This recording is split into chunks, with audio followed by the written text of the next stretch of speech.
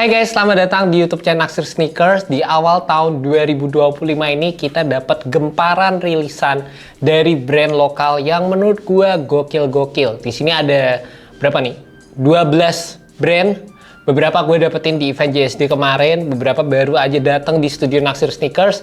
Dan di video kali ini kita bakal bahas satu-satu item yang ada di sini guys. By the way, ini juga dalam upaya untuk menuju ke 200.000 subscriber di tahun 2025 ini. Dan sampai sekarang awal tahun kita udah ke 52.000 ya kalau nggak salah, 52.000 gitu. Atau 51 sekian ya kayaknya. Yap, masih perjalanan cukup panjang, dan buat kalian yang ngerasa konten-konten yang gue bikin ini bermanfaat, pastikan kalian subscribe, nyalain tombol loncengnya, share juga ke teman-teman kalian. Langsung aja guys, gaspol! Yang pertama ada kolaborasi antara Kevin Works dan juga Brodo, di mana boxnya kalian bisa lihat seperti ini. Gue berharap seharusnya ada special box ya, tapi di sini Brodo ngasih sleeve aja di bagian depan, dan di sini kalian bisa lihat ikonnya dari Kevin, ada tulisan Brodo, ada Kevin Works, yang lumayan cukup diperhatikan. Mereka juga ngasih keychain seperti ini dari akrilik, jadi salah satu additional item yang gokil banget untuk perilisan Brodo dan juga Kevin Works. Dan ini nggak seseamless itu ternyata. Di dalam sepatunya langsung aja ini guys, looks dari Brodo yang berkolaborasi bareng sama Kevin Works. Gua rasa yang dimainkan adalah dari sisi material yang ditawarkan ya, dimana materialnya di sini menggunakan beberapa synthetic overlay, contohnya di bagian atas ini synthetic suede, terus di bagian belakangnya juga sama.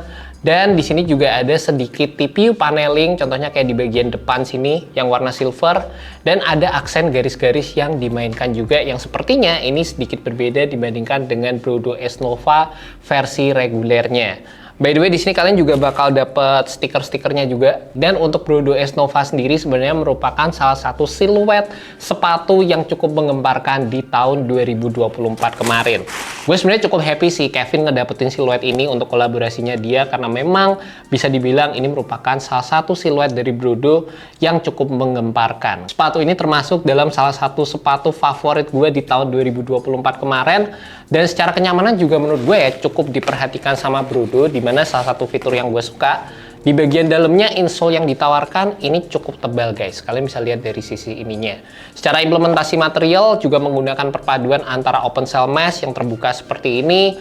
Terus ya pastinya dari sisinya Kevin memainkan banget dari sisi warna-warna yang ditawarkan di sepatu ini juga. Selanjutnya ada brand dari Sipik, yang ini merupakan alternatif Stanley versi brand lokalnya. Harganya sekitar 400 ribuan, dan yang gue seneng dari brand Sipik yang satu ini, mereka tuh nggak cuma sekedar gitu-gitu aja gitu loh rilisannya. Mereka mematenkan salah satu fitur yang menurut gue game changer, terutama untuk model tumbler yang ada sedotannya seperti ini. Dimana di bagian atasnya, di sini ada sistem locknya, jadi kalian tinggal tekan kayak gini, dan ini tuh langsung bikin tumbler ini jadi anti bocor.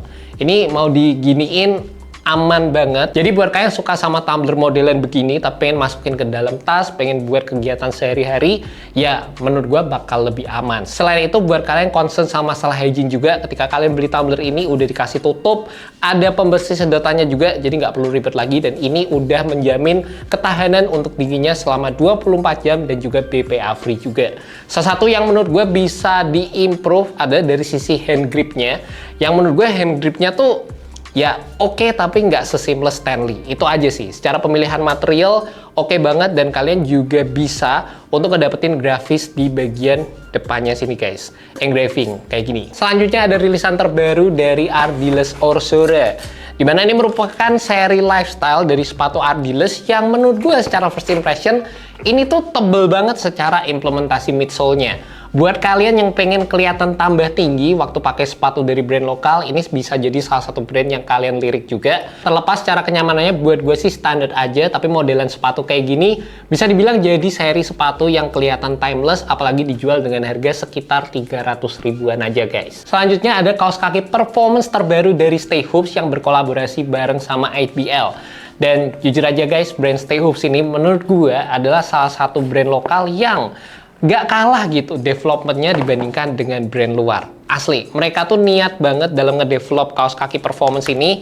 Dan kalian bisa lihat nih, di sini banyak warna-warna yang ditawarkan. Ini mostly ya pasti warna-warna dari tim IBL tersendiri. Dan yang gue seneng banget, seri terbaru ini katanya merupakan penyempurnaan dari versi Stay Hoop sebelumnya, dimana pastinya secara penyerapan keringat itu lebih baik lagi dan ada fitur-fitur performance yang selalu ditingkatkan.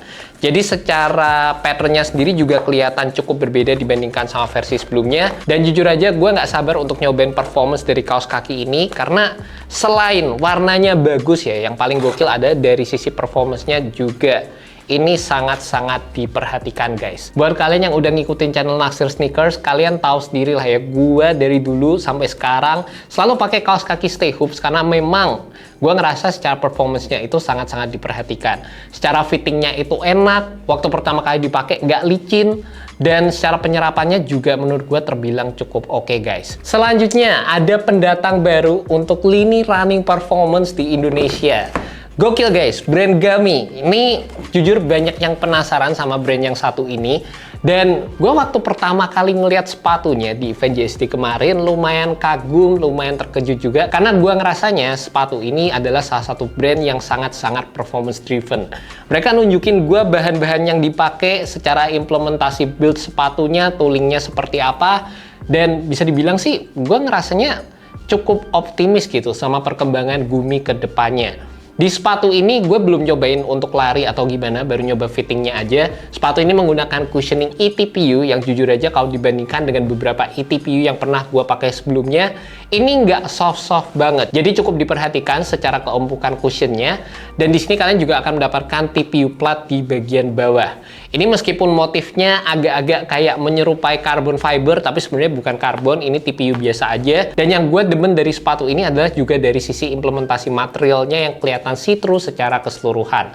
Materialnya berasa oke banget, gokil. Secara build-nya juga rapi, terutama di bagian dalamnya sini, ini gokil banget. Fittingnya enak, terlepas gue ngerasa di bagian depan, kalau kalian tarik talinya dengan kencang, di sini ada dead space sedikit, agak gelembung gini, dan mungkin itu jadi bagian yang bisa diimprove oleh Gami di perilisan sepatu ke depannya. Tapi secara first impression, untuk awalan, gue ngerasa sih sepatu ini cakep sih, secara warnanya, fitur-fitur yang ditawarkan juga terbilang cukup oke, apalagi dijual dengan harga 400 ribuan. Ada beberapa implementasi teknologi seperti Neofoam, Agard, Neoskin, dan juga Dynaflow yang bikin sepatu ini menurut gue sangat-sangat terlihat performance driven. Next, ada sandal terbaru dari Unit yang namanya Terra Active, dan ini gue pertama kali dicobain, jujur aja, lumayan terkesan sih sama build yang ditawarkan oleh sandal ini. Looks-nya kelihatan sporty banget, dan waktu gue nyobain sandal ini, sebenarnya secara feel-nya itu nggak yang empuk-empuk banget secara keseluruhan. Kalau gue rasanya pas aja, gue lumayan seneng, tapi ada beberapa orang yang bilang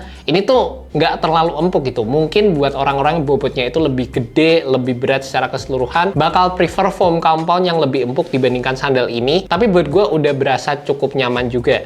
Harganya 125.000, dan yang gue suka secara fittingnya itu cukup diperhatikan, dimana di bagian dalam itu nggak flat aja, tapi ada sedikit lekukan di bagian tengah sini yang bikin kaki kita itu dapat nge-sculpt dengan lebih nyaman sewaktu pakai sandal ini juga. By the way, buat kalian penasaran sama size-nya, gue turun size dari regular size gue biasanya, dimana gue biasanya pakai ukuran 43, di sandal ini gue pakai size ukuran 40 ke 41, dan pas aja secara keseluruhan. Terus di sini ada juga rilisan lanjutan dari kolaborasi antara Kanki, One Piece, dan juga Tai Lalat. Dimana dari kemarin mungkin buat para fans One Piece pada nungguin koleksi keenamnya mereka. Itu apa? Ini guys, edisi Chopper. Warnanya kayak gini, ada coklat-coklatnya, kayak bukan coklat sih, sebenarnya agak coklat kekuningan, dipadukan sama pink, dan juga ada implementasi warna birunya. By the way, warna birunya di sepatu ini menurut gue sih cakep banget, dan ada detailing seperti biasa. Ini aksesorisnya di bagian lace, dan di area belakang di sini juga ada logonya atau muka dari Chopper sendiri, sama dengan adanya muka dari Chopper di bagian sisi dalam sepatunya. Kalau kalian beli ini bakal dapat extra lace warna pink, terus ada dashbacknya juga seperti ini. Yang menurut gue bisa diimprove adalah dari sisi sizing yang ditawarkan. Secara arahan Kanki nih untuk upsize, gue ngerasanya fitnya itu longgar banget secara keseluruhan. Tapi kalau gue pakai di ukuran 43, jempol gue tuh agak mepet di bagian depan. Entah ya, kayaknya tuh Kanki masih kayak nyari-nyari sizing yang paling pas. Karena di story Kitaro, gue ngerasa secara build sepatunya, sizing untuk upsize, itu lebih nyaman dibandingkan dengan story Kagayaku yang ini guys. Tapi secara keseluruhan, dari sisi cushion, worth it lah sepatu ini. Selanjutnya ada parfum dari ODD. Ini punya temen gue, dan kemarin gue dicobain sih sebenarnya parfum ini gokil ya. Secara packagingnya itu rapi banget. Gue jujur aja nggak terlalu paham perparfuman, yang penting wanginya itu oke, enak, smooth gitu. Dan di sini gue beli seri Dawn Promise. Yang ini kalau gue baca nih, di bagian topnya ada wangi bergamot orange blossom. Midnya itu fruity dan base-nya max amber. Ya, itulah. Gue nggak terlalu paham wangi-wangian, tapi jujur aja, ini tuh disemprot dikit aja, itu wanginya langsung berasa sih guys. Lumayan strong dan tahan lama juga. Harganya 200 ribuan, dan kali ini gue ngekop yang seri Dawn Promise. Selanjutnya ada Weidenman Urban, rilisan terbaru versi Hinterhalt 02. Dan rasanya ya, dibandingkan sama JSD beberapa tahun lalu, Weidenman untuk perilisan sepatu ini paling rame loh guys. Jadi kelihatan orang-orang tuh interaksinya lebih banyak dibandingkan dengan versi-versi sebelumnya. Dan emang sih nggak bisa dipungkiri, untuk rilisan Weidenman seri Hinterhalt 1 dan seri Hinterhalt 2 ini lumayan ngingetin sama versi Salomon. Dan jujur aja, yang versi pertama buat gue terlalu identik. Gue ngerasanya kayak aneh banget, nggak terlalu gue preferin. Tapi yang versi kedua ini kelihatan lebih garang secara implementasi build-nya dengan adanya material rubber di bagian samping sepatunya. Menurut gue sih ini juga jadi sepatu Weidenman yang paling nyaman secara cushion dibandingkan dengan beberapa versi sebelumnya. Dan sepatu ini dijual dengan harga 555.000. Kalian bisa lihat nih, bagian bawahnya seperti ini, kayak siap tempur banget. Terlepas secara kekokohan build juga bisa jadi bagian yang di-upgrade untuk versi berikutnya. Tapi secara penggabungan material, secara pemilihan warna, versi Hinterhalt 02 ini menurut gue kelihatan lebih garang aja secara keseluruhan. And last but not least, ada Ardiles Speedy-Weedy 1.5. Namanya 1.5, gue bingung kenapa sih, karena sebenarnya secara performance, secara fitur, secara looks emang dibedain dikit tapi nggak banyak. Yang penting secara performance dan looksnya sih, sepatu ini mostly merupakan versi Speedy-Weedy yang ditujukan untuk kegiatan casual. Jadi di bagian atasnya instead menggunakan material mesh, sekarang mostly menggunakan material sintetik seperti ini dengan pola pattern snakeskin di bagian atasnya. Jadi emang inline banget sama tema tahun ini ya, tahun ular gitu. Dan warnanya sih menurut gue cakep untuk digunakan sebagai sepatu casual juga oke. Dan kemarin gue disaranin juga untuk Speedy-Weedy ini untuk naik setengah size dari regular size gue pada umumnya. Buat kalian mungkin yang udah demen sama fitur-fitur yang ditawarkan oleh Speedy-Weedy sendiri, ini sih masih sama persis. Dan juga menurut gue Ardiles ataupun sepatu Speedy-Weedy ini adalah salah satu sepatu basket yang fitur-fitur supportnya terbilang cukup komplit secara keseluruhan. Meskipun bagian tengahnya ini butuh banget break-in time, tapi ya balik lagi, kalau kalian mengutamakan fitur support, kalian seneng sama looksnya, Speedy-Weedy 1.5 ini sebenarnya bisa dipakai untuk kegiatan casual. Kalau mau dipakai di lapangan basket juga bisa juga, tapi mungkin secara build-nya aja terbilang sedikit lebih panas guys.